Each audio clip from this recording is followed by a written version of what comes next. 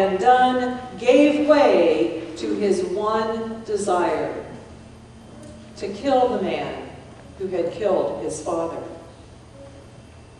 He ached, mind and body, with the elation of that one thought. He was not armed, but he never thought of that. He would beat him down out of the air. He started running in the direction the crowd had pointed. Jack Beecham was also in town that day. Someone walked into the store where he was and said, "Jack, you'd better come. They've shot Ben Feltner." When he walked outside, he saw first the crowd and then Matt running toward him out of it. Without breaking his own stride, he caught Matt and held him. The narrator continues, "They were both moving at some speed, and the crowd heard the shock of the impact as the two men came together. As soon as Jack had taken hold of Matt, he understood that he had to hold him, and he knew that he had never taken hold of any such thing before. He had caught Matt in a sideways hug that clamped Matt's arms to his sides. Jack's sole task was to keep Matt from freeing his arms. But Matt was little more than half Jack's age, and he was in the prime of his strength. And now he twisted and strained with a concentration of fury, uttering cries that could have been either grunts or sobs, forcing Jack both to hold him and to hold him up. Jack felt that his arms would pull apart at the joints. He ached afterward. Something went out of him that day, and he was not the same again. And what went out of Jack came into Matt. Or so it seemed, for in that desperate embrace, Matt became a stronger man than he had been. A strength came into him that held his grief and his anger as Jack had held him. And Jack knew the coming of this strength not because it enabled Matt to break free, but because it enabled Jack to turn him loose.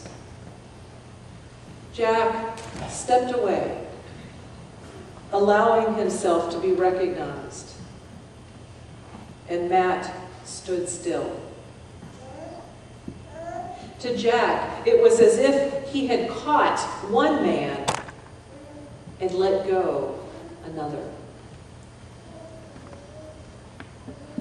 In the meantime, Thad rode his mule into the county seat, walked into the courthouse, and said to the sheriff through tear-filled eyes, "I have killed Ben Feltner, the best friend I ever had."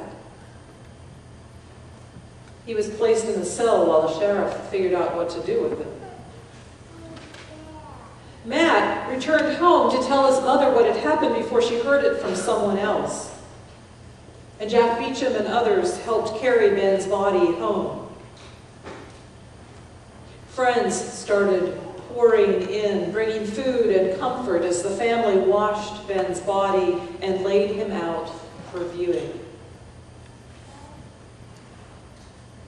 Shortly after sundown, the family heard a commotion out on the lawn. Doc Stearns was leading a group of men intending to ride over to the courthouse where Thad was held, remove him from the safety of his cell, and hang him. Doc said, "We don't think we can stand for it, or that we ought to, or that we ought to wait on someone else's opinion about it. We think it's our business, and we propose to make it so." He turned to Ben's son, Matt, now the head of the household.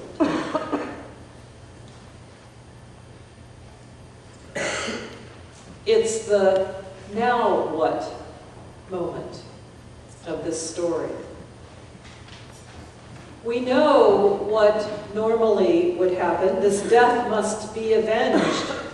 Justice must be served, whether through the courts or beside them. We want vengeance for Ben Feltner's killing. He was a good man, and he did not deserve to die. He was trying to help Thad Coulter. Thad needed to be taught a lesson. Well, here's what the narrator tells us. For what seemed to Jack a long time, Matt did not speak or move. Jack's right hand ached to reach out to Matt. It seemed to him again that the earth was shaking under his feet as Matt felt it. But though it shook, and though they felt it, Matt now stood resolved and calm upon it. Looking at the back of his head, Jack could see the boy in him. But his head was held high. The voice, when it came, was steady. No, gentlemen, I appreciate it. We all do. But I ask you not to do that. He continued, come and be with us. We have food, and you all are welcome. Well, as the story continues, Thad Coulter ends his own life in that jail cell, stricken with guilt and remorse. But Matt, Ben's son, reaches out to the Coulter family, and 2 generations later, Matt's grandson is narrating this story. And he is the product of intermarriage between the Feltner and the Coulter families. He says, no Feltner or Coulter of the name is left now in Port William, but the Feltner line continues, joined to the Coulter line in me, and I am here. I am blood kin to both sides of that moment when Ben Feltner turned to face Thad Coulter in the road, and Thad pulled the trigger.